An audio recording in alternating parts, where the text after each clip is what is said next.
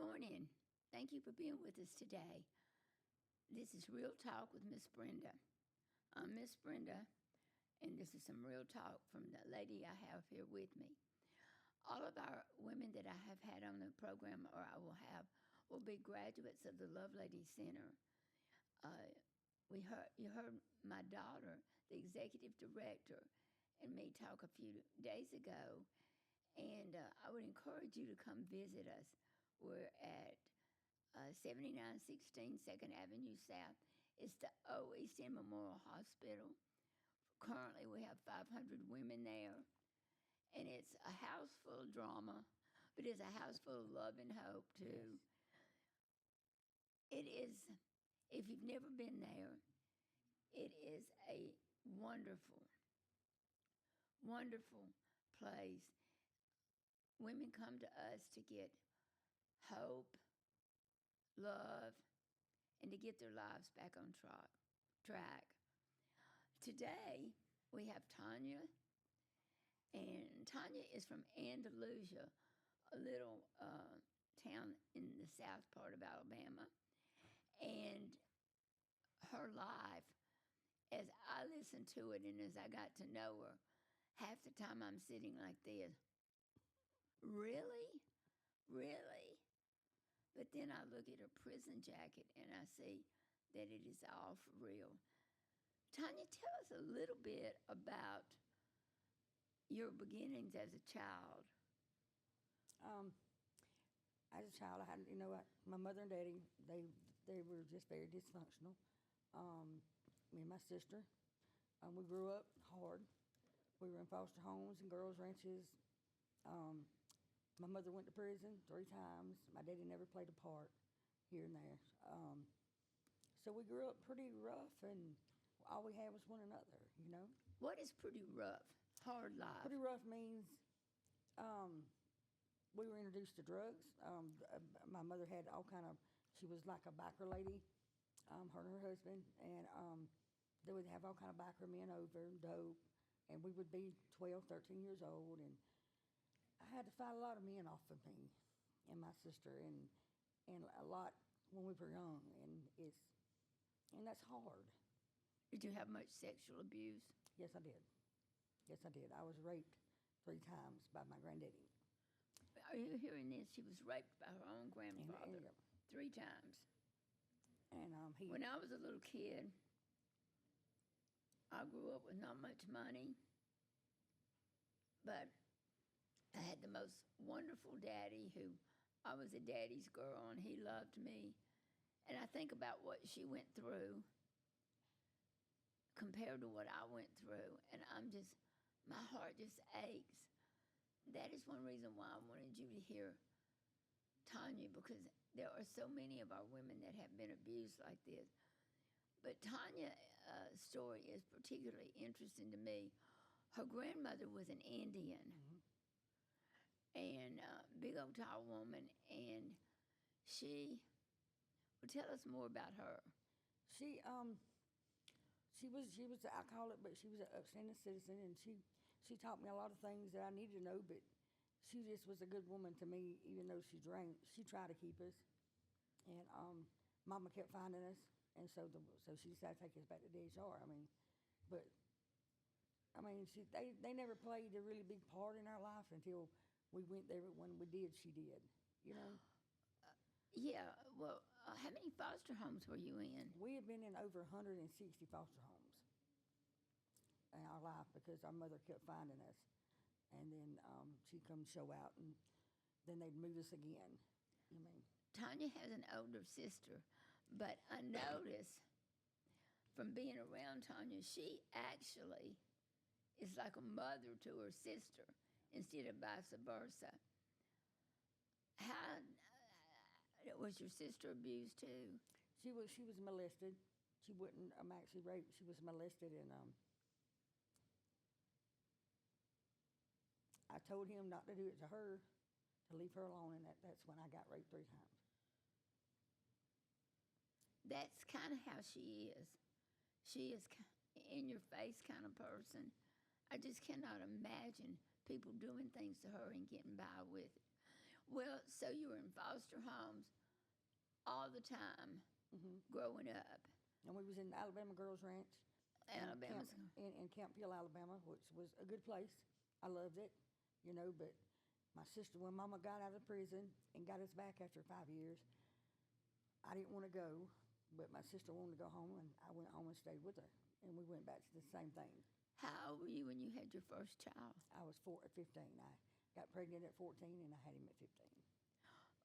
At what age did you become sexually active with just other people? 12. 12. With my granddad doing what he did to me, I slept with over 300 men. I don't know why. I don't know what I was hunting. I don't know why. I just believe that's why my sister's like she is today. And she's gay. And I believe the sexual abuse made her that way, you know, and where it turned me to go to other men. You just felt you had to save your sister. Yeah. She's not, Did you keep the baby? yes. Well, how'd you take care of the baby?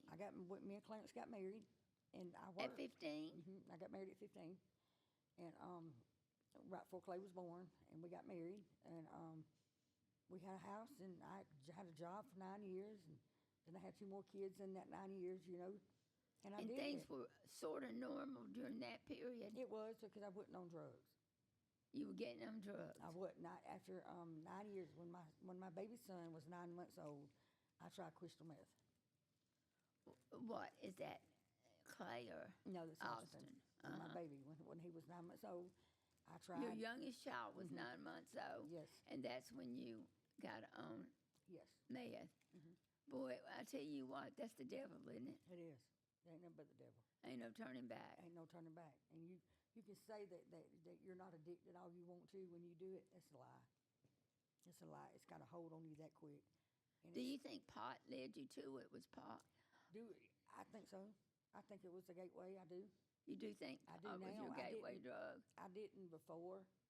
I mean, because it does help a lot of people out with cancer, whatever. But for me, it would cause me to go back out and use. I mean, so I just can't do anything. I can't drink. I just. So when you started doing crystal meth and all, what happened to your kids? Well, I left them for a man and dope. I left them with their daddy. You left your little children? I did. I sure did. For men and dope. That's right. You never got what happened to you as a child. You never got it out of you. No. You were bitter. Well, You were a fighter. I mean, My nothing God, ever happened to him, though, Mimi, because when I was 5 and my daddy come got us from my grandmother, when my mother took us over there because she was on the run for the law, and my daddy was going to come from Louisiana to get us, and he did. And the little lady that he brought with him, I told her before we left, my granddaddy's, and she said, Shalafon, which was my daddy's name. And I don't know if he didn't pay her no attention because all I remember was when I looked back to see if my daddy was coming, we was in the back seat, he kissed his daddy on the head and told him he'd see him later. Well, nothing, and I remember that goes nowhere out of my mind. You've mentioned this to me so many times. Yeah. So you were expecting your daddy to go beat him up or I was something? expecting my daddy to do something. You were supposed to protect me, and he hurt your girls that you came got. You know what I'm saying? But he didn't do anything. Kissed him. Kissed him on the head and left. Is that what? And I've been bitter. I'm hard with that. I mean, I'm just very hard with it. And I mean, I've been talking to you about it lately. It's been helping me get it out because I've never talked to anybody else about it. But I know I got to get all this junk out of me so I don't go back. I don't never want to go back. You're not going to have to ever go back to this. I mean, So then what happened? You doing crystal meth.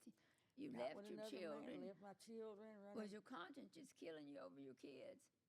It was. Because you but are then, such a loving mother now. well, I mean, I don't see that. well, when you get on the needle, I was IV user. It just takes you. It makes you just who you. It's just a bad person. I mean, I love, but I was still. I wasn't there for my children. I would send them money And in my mind, I was helping when my absence was what's hurting them, you know. And I was selfish because I never took that into consideration from where I went through in my life. You know what I mean? I shouldn't, but crystal meth, once I did it the first time, it had me. Once you did it that first time, you were hooked. It was it. It was an escape. Well, there was an escape, and then I started losing weight with it. It started looking good, and all the men started hollering at you. You know what I mean? I thought I was doing a thing, you know. But it's nothing but the devil. It will strip You became skinny, look good to you. To me, my son said, When some of y'all good." come in, y'all don't look good to me. I mean, you look like a skeleton and your bones all sticking out. Well, then you just bust hell wide open with everything you could do. You hadn't really been raised in church. You really didn't know anything. So now are you making drugs? Was it? Yeah, I was making drugs. Selling them? Yes, I got a distribution charge. That's what I went to prison for last year. So how many times have you gone to jail? Gone just to the jail to over 100 times. How many times? People will hear this and think that she couldn't have. Yes, Trust me, I she promise did. you. She would as soon beat you up as to ask you your name. I mean, this lady here was somebody that is hard to mess with. Matter of fact, you probably really don't want to mess with her. She was little, but she is a fighter, or she was. Yeah. I'm Yeah, sorry. it was. Okay, so how many times have you been to prison? Twice. Twice. I did a 3-year term back in 2007 to 2010. I went quit smoking pot and do what I was supposed to do on probation. I did 3 years term, and I went back in 2023 and did it 13 You months. came to the Lovelady Center during that period where you were getting good. I came in 2014 after I got my back broke. Oh, tell us about your back. That's awful. Oh my God, her whole back is cut in half and scarred. And It's awful. Yeah, it's from a man that beat me. Broke my back in 4 places in 2014. And they said I never would walk. And I asked that doctor, could I go home that day? And he said, Miss Ziglar, if you can walk to that door, you can go. It took me 2 hours, but I went. Stupid me, went right on back out of there. Did you go right from the hospital to doing meth? As soon as I got in the car. Huh? As soon as I got in the car at the parking lot of the hospital. My God, what's wrong with you? Sure did. I did it. And the pain pills they gave me for my back, I just traded for dope. I wouldn't take the pain pills. I mean, it's just, it had that hold on me. You know what I mean? I mean, Yeah, it's a I see the bad place. aftermath. Yeah. So you are right back out there. How'd you get caught? What'd you get caught with? When I got this time, No, No, the first- you came to prison after you'd gotten beaten. I went to prison in 2007, 2010. Okay, I got beat in 2014. 2 months, 2 months before I come to the Lovelady the first time. And then when I got to the Lovelady Center is when I got off of it for a while, but I got to the Lovelady Center. When I walked through the door, I felt just the presence of something. You know what I mean? I'm thinking, dang, what is that? You know what I mean? I'm thinking, oh, you just coming off dope, Tonya. It's all right. That's what I was thinking in intake when they was doing intake. So I kept on, and you know, and was taking in what was preaching, and Pastor Lizzie was preaching, and I was thinking, hey, what is this? I've heard about God, and what little bit we was in the girls' ranch, and they would take us to church, and I just didn't really understand it then, and you know, I really didn't know. But anyway, 3 weeks after I was at the Lovelady Center, Now, you got to remember, she had never been introduced to God. No. Not at all. Go ahead. But I kept feeling that feeling that I felt when I come to the door. September 14th when I come to the door. So y'all had the prayer furnace coming, And a friend of mine, I was doing. We have a prayer furnace come once a month at the beginning of the month to introduce everybody to. Well, when that prayer furnace came, the girl said, "Let's go get our pajamas on." And this, I said, "Man, I don't It's a big spend the night party with Jesus. And I did. And I remember that we were singing and we were praising, and Pastor Lazy was over there jumping around and da da da da. And he looks over at me, and I looked at him and I said, "What is this feeling?" And I said, "You know what? There is a God." And I looked right there, and I remember, and I was standing right there at the end of the thing, and I said, "There is a God. Make me know that it's you, and help me. Help me not to do dope anymore." You know what I'm saying? So I felt something that just touched me, and so I just laid out in the floor. And Miss Brenda, I've never cried as much as I've cried. I mean, wailed and wailed. And I was begging him, if you're real, I need you, please, I don't want to do dope anymore. I don't want, you know what I mean? And when I got up from there that day, I've never been the same since. What? I've never been the same since, because I went and talked to Pastor Leslie. I got saved. I mean, and I started looking out salvation, and I started studying on it, you know. And the more I started studying, the more I loved the Bible. The more I got that time is when Leslie brought you to me. Yeah. And I got involved in your life. Right. Because you were, most people, even most of the dopers who come through our doors, most know a little bit about Jesus. With the Indian grandmother and the background that she had zero knowing about him, and she is from the deep woods country. Yeah, I laugh because sometimes she'll say the weirdest thing. I'll say, "What? What is that?" And she'll just laugh and tell me. So I got to know her very well. And one day she was going on past, and everybody was saying, "Bye, Tonya, I'll see you later. I'll see you Sunday." And I looked at the person standing next to me, and I said, "Tonya won't be back for a long time." I don't know, that day I knew you had a little bit of the old look about you. Yep. And I knew. And so she left. What happened when you left the Lovelady that time? I went back to that man, I mean, and before the end of the week, because this was on a Friday when I left your house, before the end of the next week, I was back using again, out there again, running wild. With Matt? Mm-hmm, with Matt. That narcissist? Yes. I lived with him 26 years. Hello? Yeah. This is one of the main issues with women in the center. They love that particular man. Doesn't matter what we say. It takes them a while to see it for themselves. She finally saw it while she was out there. Yes. Tell me what happened there. When I left the Lovelady in 2021, I went back and we got a house and all that. But at this time, I was begging God, I need you to cut that final string between me and Matt. I hated him and loved him. You know what I'm saying? And he did, and he finally cut it. And it was a love-hate relationship. It was. And it was all based around drugs. Nothing but drugs. You know, and it's just, I just couldn't get out of it. And I mean, the strongest woman that I am, the strongest mind that I am, when you are with a narcissist, I don't know what they do to you, but they break you down. They put a web around you, and I would tell you, if you can't be yourself, you're in the wrong place. I wasn't myself 26 years. I had to be who he wanted me to be, at what time he wanted me to be, or we fight. And that was about every day. And wasn't nothing good enough. Nothing's ever good enough for a narcissist. They never do wrong. And I would always take up for him. And I mean, no, he's just, I shouldn't have done this. I shouldn't have done that.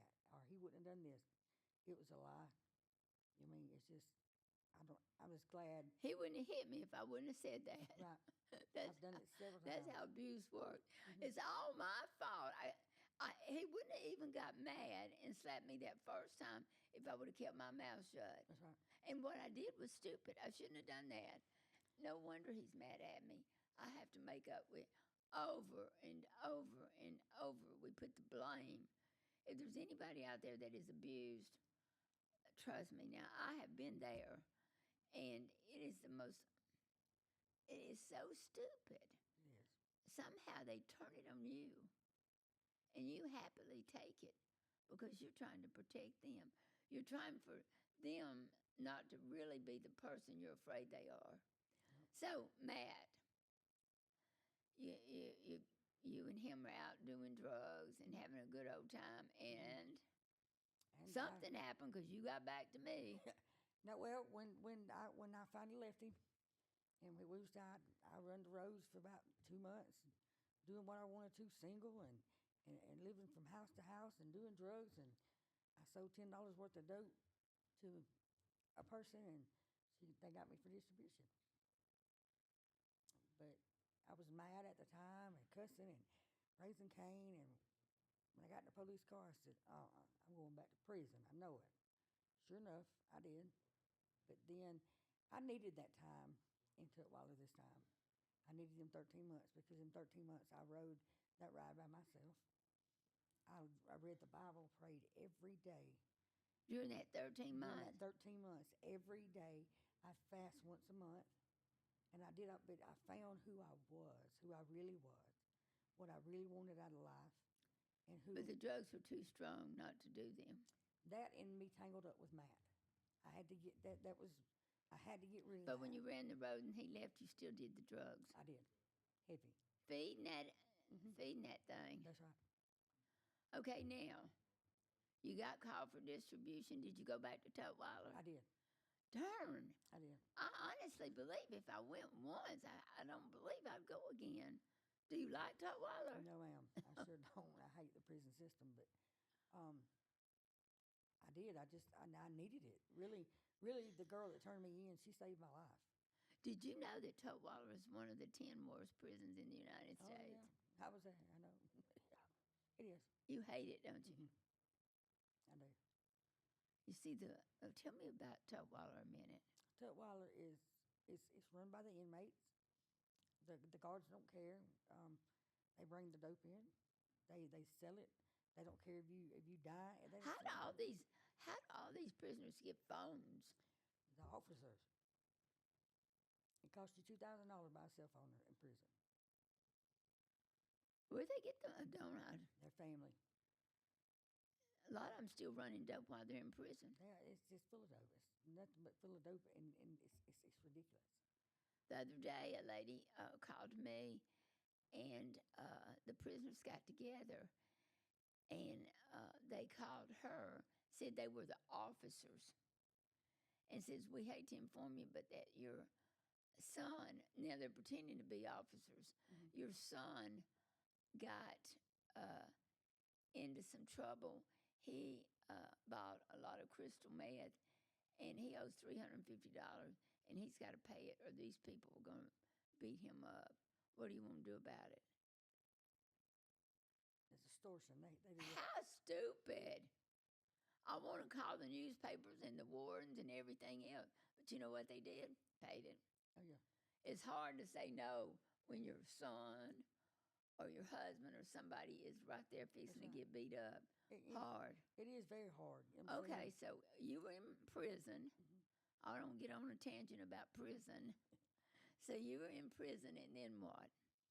So I'm sitting in prison, like I said, on my bunk, and I said, instead of going home, because I made parole, I said, I'm going to go back to the Lovelady. Home ain't no option. Was that hard decision? Yeah, it was. It was hard. You hang your head in shame when you come back, really. You what? You hang your head in shame when you I come call back. that the walk of shame. Yeah, yeah. It was hard, but I just felt home when I got And you know there. what? There is no shame with Jesus. Y'all put the shame on you. That's But right. go ahead. But I came back to the Lovelady Center, and I done my program, and this is where I'm going to be until God How did sends it me. feel when you came back? Felt great. I was at home. I knew I'd be took care of. I knew I was safe. I knew I was going to get everything I needed to have a prosperous life. I got my teeth. I got my driver's license after 25 years. You know, something I never even dreamed would happen. It has. You know what I'm saying? I got tickled when you came back. You kept passing me and looking at me. What was with that? I just thought you didn't know who I was. I'm thinking, does she know who I am? And I was thinking it really got off with me. And I went to several client reps. I said, "You think Mimi knows who I am?" And they said, "Yeah, she knows." Yeah, that And broke my finally, you heart. walked up to me. It broke my heart. I didn't. I mean, I didn't mean to break your heart. I know you didn't. I wanted to make sure you knew that this time had to be different. Right? I know. And you have done so good. You have met so many goals. I The have. teeth, the driver's license. How long had it been since you had driver's license? 25 years. 25 years. And she loves to drive. I have to call her 25 years. down. No, you can't drive the right yet. And I didn't want to drive him when it was raining. I can drive when it rains. I said, hush, let's do it. I still think I'm her mother, and I guess, And you are my second mother. You are. yeah, I are. I'm her second mother, and you know what? I'm glad to be. I'm glad to be. Now let's talk about what are you doing to help the girls? I pray with them. They call me all the time. I lift them up. Some of them comes over and swim sometime with me. Um, I do all I can. I just try to lift you up. That's all I can do for you is pray for you. You know what I'm saying? What was the hardest thing you've had to face your whole life? Was it your grandfather molesting you? Yeah. I'm 49 years old, and then up to the other day when we talked, I've never told anybody as far as the extent of my pain. And now you're telling lots of people. I want The them more to know. light you turn on something in darkness, the more light that's there, the better off you I are. just didn't want to deal with it without the drugs. I didn't want these feelings to But come we up. ain't gonna do drugs No, to deal. we're not. But that's why I've not done it so long. Told nobody for so long. I didn't want to deal with it without the drugs. But now that I talked to you about it, and I want people to know that it's not your fault. Something happens to you like that, it is You're not a your little fault. girl. I went all my whole life thinking it was my fault. How could it be your fault? You were just a little Well, girl. I know it, but that goes back to the narcissist I live with. It was not his fault. In fact, it was mine. Da da da. You mean? But I've lived with that all my life, and now I want it out so I can heal. Did you were you able to forgive your grandfather? No, not when he died. When he died, I did what I said I was going to do. I walked into the funeral home. I spit in his face, and I left. Oh my God. See, that's how feisty she is. Walk into the funeral home and spit in his face. Yeah. Now that we're grown up and the story's out, and you and I have gone through it time and time again, and you know it's not your fault, how do you feel about your grandfather? Truthfully. I don't feel no different. You still hate him. Yes, I do. You know you cannot hate And him. that's what me and God's dealing with now. He's helping me. This is what God's dealing with. And that's what he told me. He said, get it out. Get it out, and then you'll heal. And that's what I want to do. We've got to get it out, and you've got to forgive him.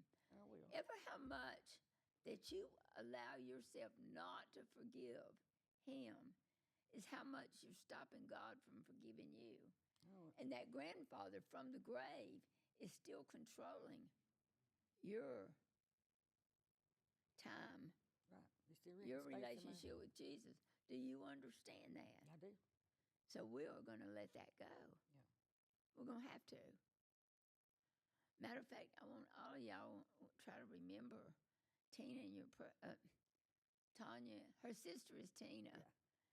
Tonya in your prayers. Yes. Because it takes a village to raise each one of these girls, not just me. It all comes from God. God gets the glory for everything that we do at the Lovelady Center. I love him. I do too. And I love every one of my girls. Well, what's the best thing that's happened to you? That I got saved. That I know What about baptism? I'm gonna do that. I mean, I want to get through this. You don't want to get through. That's not No, how I it want to get this works. hate out of my heart before I do. Huh? I want to get this hate and all out of my heart before I get baptized. If you get baptized, it'll help push it out. Well, then I'll get baptized quicker. Then I just I just want everything to be right this time. I don't want no go back. You know, and I know I've got to keep Jesus Christ the center of my life. How about the Before- anger you have?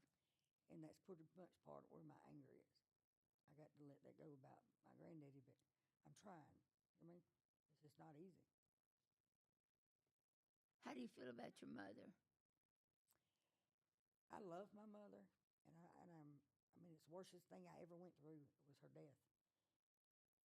I mean, even though I hated her when we were young, because she did things to us, but I left my kids for me and a dope too, just like she did, you know. And I think she tried to be the best mama she could, even though she was on drugs. She wasn't the person that she's supposed to be, you know. But I forgave her before she died. What about your grandmother? Oh, I love my granny. I miss her. She didn't know he did that, did she? Mm-mm. Yeah. She would have killed him. I knew my granny would have went and killed him. And I didn't want that. I didn't want to lose her. Then I felt ashamed because that was done to me, and I felt nasty. And at 8 years old, I didn't want to tell it. Did you feel nasty and dirty your whole life? Can't wash it off. You cannot wash guilt and shame off with soap and water. Mm-mm. If you could, that's what we'd all be doing. Right. You know, I have, in my personal life, sometimes I'll think about something I did when I was even a little kid, and I'll repent from it right there, because we all have a life of sin. Right. And your grandfather surely started the cycle for you, but later on you're responsible for a lot of bad decisions. We can't put them on the granddaddy. A lot of bad decisions you made. I take ownership for my decisions now. I really do. Everything I've done it. I did it. You mean? Police asked me, yeah, I did it. What? I mean, What anything. about? What about your children? Where are they today? My son. I mean, I know. I want you to tell Yeah. them. My son, my oldest son Clay, he runs the roads, shutdowns, and he's got a baby on the way. His little family's trying to get back together too. My daughter, she lives in Andalusia. She's lost her kids. She's trying to get them back. She's got her house and home now. I'm very proud of her because, and I wasn't gonna say this, but I think I need to. She's so determined to get her life back in order and her children. She rides a bicycle with the buggy everywhere she goes. Because she don't have a car, you know, and I'm very proud of her. But that breaks my heart that she has to live like that. I mean, but she does, you know. And I pray every day that she meets Jesus. Her daughter goes to church and asks her every Sunday, Mama, go to church. And I said, Naja, just keep asking. Ask every Sunday. Don't let up, you know. And I hope she meets Jesus. And I got another son. His name's Austin, and he's married, and got him a little family.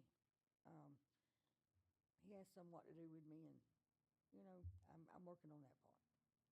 And Austin lives with the grandmother. Your My excellent in-laws, they raised him from 9 months old. they're on the father's side. That grandmother. Yes. His daddy's mom and daddy. Yeah. They raised him was good people. Good. They very country. None of these kids have ever been deep into drugs, have they? No. Now Clay and Erica has played with it. You know what I'm saying? But they've never been real deep. Well, that's why Erica lost her children. She like in her home and her job all in the same day because she had fell for crystal meth. And now she sees. She's going to NA classes now, and she's trying. I want you to tell somebody you to encourage them. What has the Lovelady Center done for you? It's the Lovelady has taught me how to live a prosperous life and not have to be a criminal. I mean, for real. I mean, I'm glad. if you're from where I'm from, you don't have much money and the jobs ain't good, and hey, I'm making good money selling dope. That's what I'm fitting to do. You know what I mean? But that's just an excuse. But it's taught me how to live a prosperous life, how to work, how to maintain my home, my children. You know what I mean? How to connect with them. Did we give you hope? Oh yes, I had hope time I walked in the door. Love? It ain't nothing but love, you know. And even though this makes my third trip, it's my home, and I know that I can pick the phone up at any given time. Hey, I'm about to get high. You gonna talk me out of it? Somebody's gonna pray with me. I got support. I don't have to do this on my own, even though I'm a graduate. How long have you been back this time? A year. June the 26th, I come from prison and came to the Lovelady. I made parole. So you are a story in the making. Yes. You are not finished. No, I'm not finished, and my story's not over. And I think if we got a story, we need to tell it, because our testimony, I want people to see where Jesus brought me from. I mean, the hole that he's brought us 1,000,000 times, you know. Well, we're going to forget. We're going to pray this week over and over till you learn and you feel true forgiveness for your grandfather. And I'm so proud of you, and I love you so much. And you know what? You are walking it out day by day, minute by minute, and I just love you. I love you too. Thank you so much for being with me. Yeah, thank you for having me. I love you. I love you. Thank you.